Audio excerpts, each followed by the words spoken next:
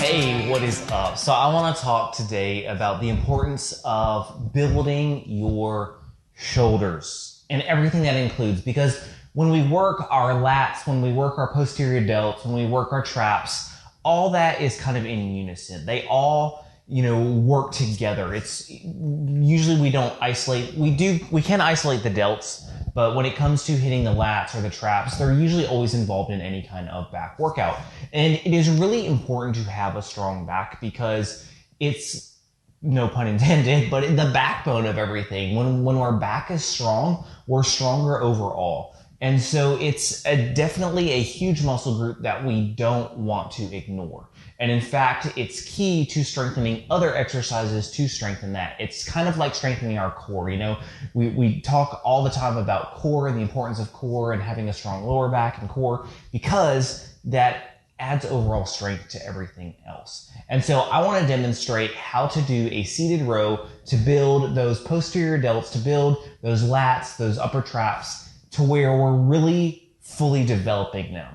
Because a lot of times we can get on that seated row and we just pull back and we're lifting a ton of weight, and all we're focused on is how much weight we're lifting on the rack, how much weight we're pulling back. And we miss so many important steps with the actual movement. And so I want to demonstrate and show you kind of what you should be focusing on and what we oftentimes miss. So the first thing I want you to recognize is, first off, you'll notice the type of handle I'm using.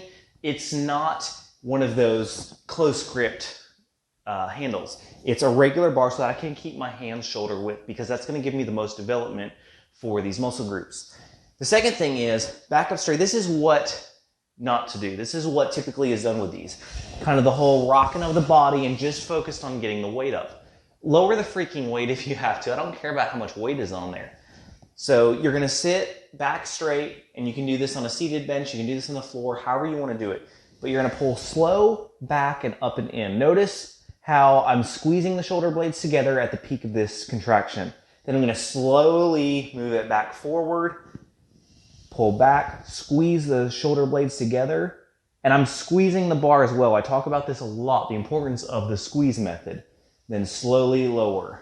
So back, I'm pausing, I'm squeezing, then I'm lowering slowly.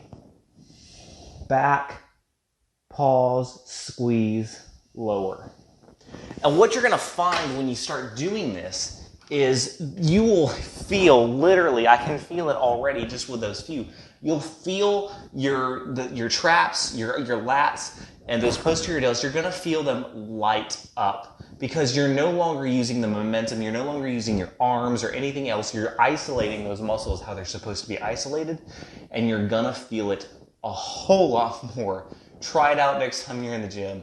It's going to do wonders to build that back. All right, thank you so much for watching. Please remember to subscribe to the channel, and please leave us a comment. I would love to hear your feedback, your comments, how things are going for you in the gym.